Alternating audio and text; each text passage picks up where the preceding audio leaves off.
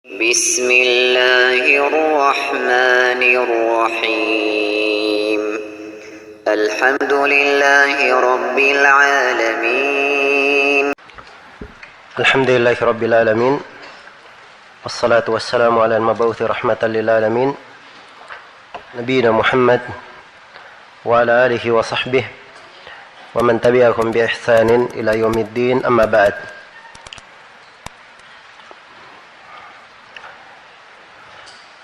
Ini majelis yang kelima dari pembahasan kita mengkaji kitab Al-Usul min Ilmi Al-Usul karya Syekh Muhammad bin Salih Al-Utsaimin rahimahullahu taala.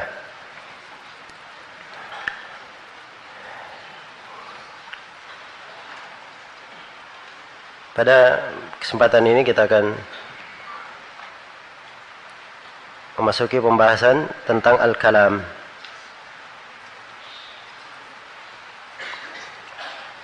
Iya.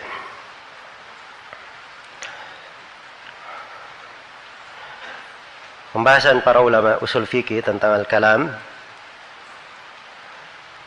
berkaitan di dalam memahami makna kalam dan penjelasan apa yang dimaksud dengan kalam tersebut. Karena banyak dari pembahasan usuliyah berkaitan dengan usul fikih itu terkait dengan alfaz, lafaz-lafaz, terkait dengan lafaz-lafaz. Iya. Maka Syekh rahimahullah di sini memulai menjelaskan tentang pembahasan al-kalam dan apa yang terkait di dalamnya. Kemudian beliau dengan pembahasan ini akan memasuki pembahasan tentang dalalat al-alfaz. Iya. Kata beliau rahimahullah, al-kalam ta'rifuhu, al-kalam definisinya lughatan al-lafdhul mawdu' li ma'na. Secara bahasa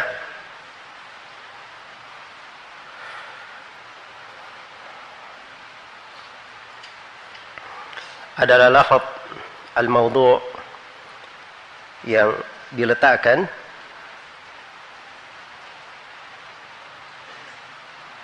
li ma'na, untuk suatu makna. Untuk suatu makna. Perhatikan kalimat lafaz. Dia lafaz. Ya, karena lafaz itu apa yang dilafazkan. Apa yang dilafazkan. Karena itu kalam dari dasarnya secara bahasa dia adalah pembicaraan, ada suara yang membicarakannya dan ada huruf-huruf. Ini di dasar peletakannya secara bahasa. Iya.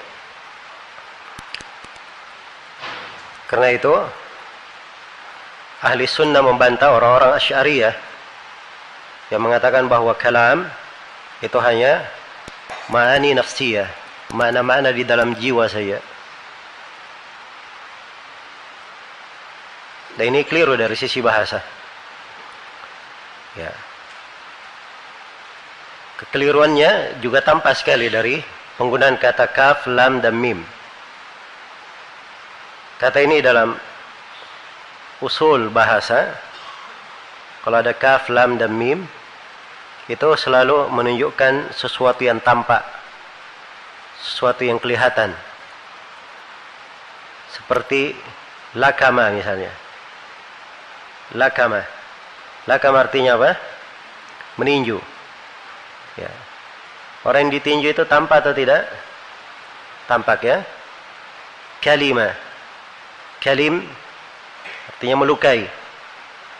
Ya, dia luka. Luka itu tampak atau tidak? Tampak. Iya. Jadi asal penggunaan kata kalam itu suatu hal yang tampak. Karena itu sangat tidak cocok diartikan bahwa kalam itu makna di dalam diri.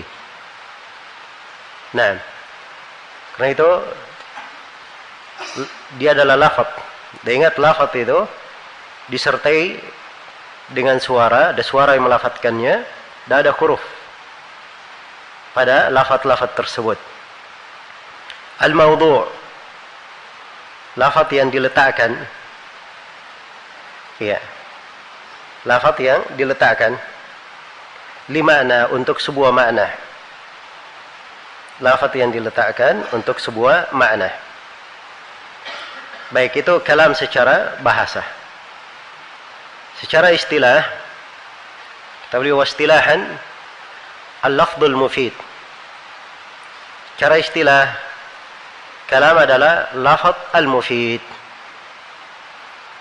Iya. Lafaz al-mufid.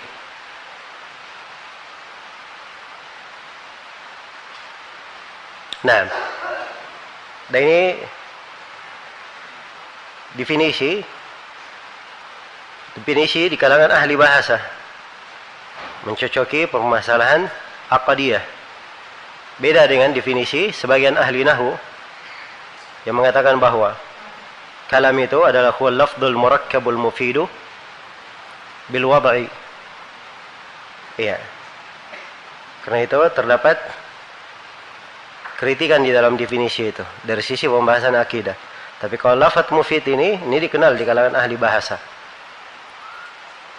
Dan ini definisi Syekh rahimahullah diambil dari Imam Ibnu Malik, pakar bahasa. Sebagaimana ucapan beliau di dalam alfiyahnya, kalamuna lafdun mufidun kastaqim ismun wa fi'lun thumma harfunil karim. Kalam kami adalah lafaz mufid, lafaz yang bermanfaat seperti istaqim, istiqamalah kamu.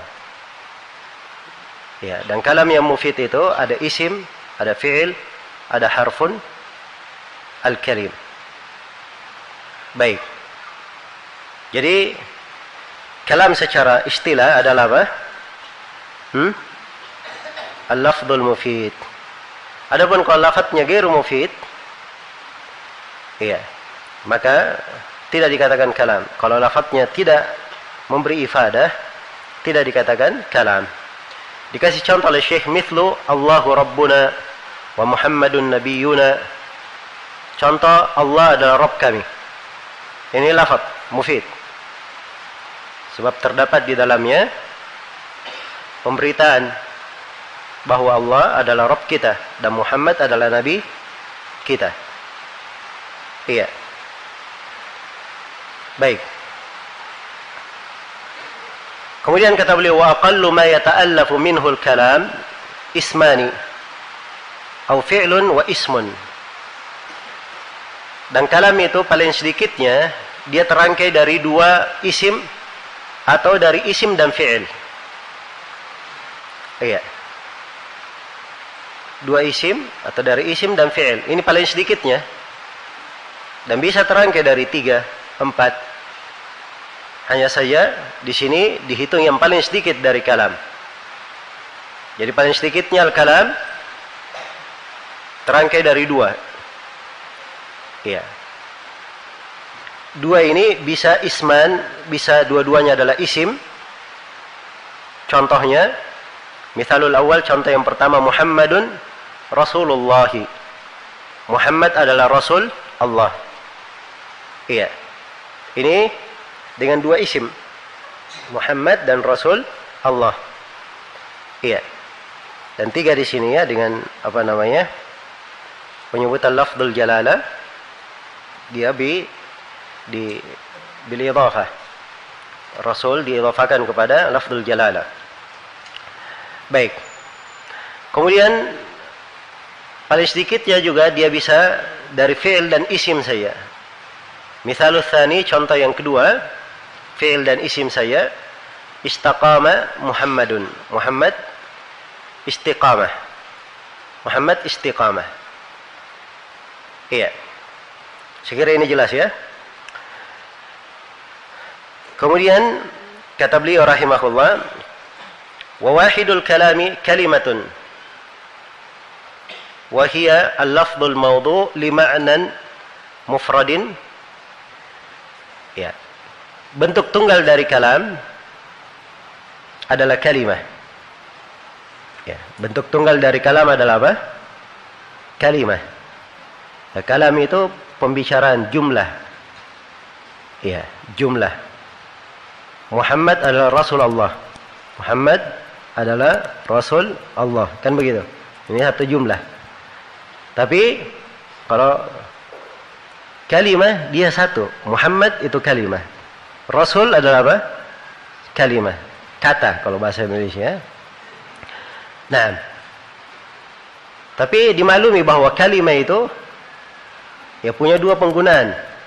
Penggunaan di mana dasarnya di sini bermakna kata dan bisa bermakna jumlah juga, bermakna satu kalimat sempurna.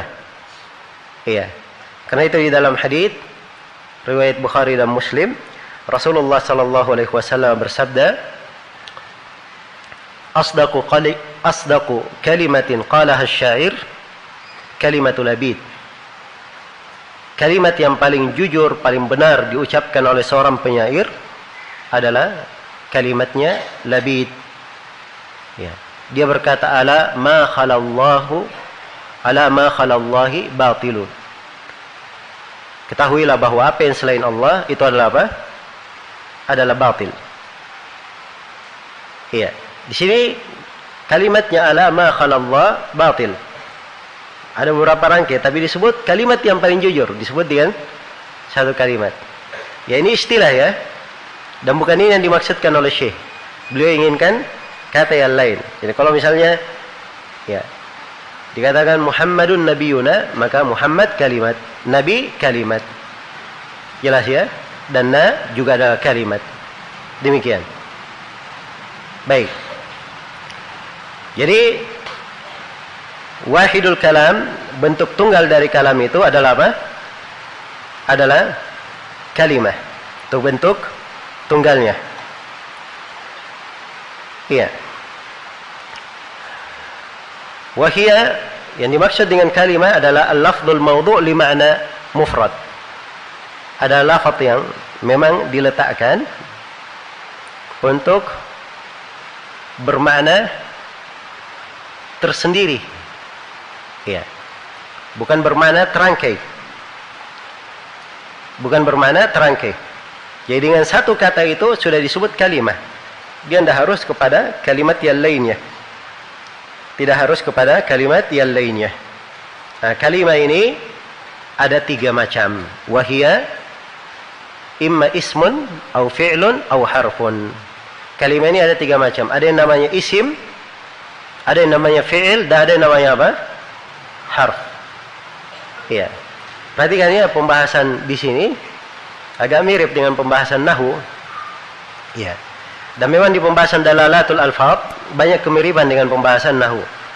Ya, hanya saja para ulama usul fikih mereka punya kelebihan di dalam membahas pembahasan kalimat dan dalalatul alfaz di sini, sebab mereka tidak menerangkan pembahasan itu dari sisi lafadznya saja, tapi mereka terangkan juga dari sisi hukum-hukum dan makna yang terkandung di dalamnya. Nah, ini letak pentingnya seseorang itu mengkaji pembahasan-pembahasan ini di buku usul fikih. Sebab ini tidak diterangkan, dan kadang ulama nahwu tidak masuk di dalam menguraikan hal itu. Sebab mereka anggap bahwa pokok dari pembahasan mereka adalah bagaimana membuktikan tarkib tersebut secara uslub bahasa Arab. Ya, tapi pembahasan ulama usul fikih mereka maksudkan dengannya adalah menguraikan makna dan apa yang terkandung di belakang kalimat-kalimat tersebut. Baik.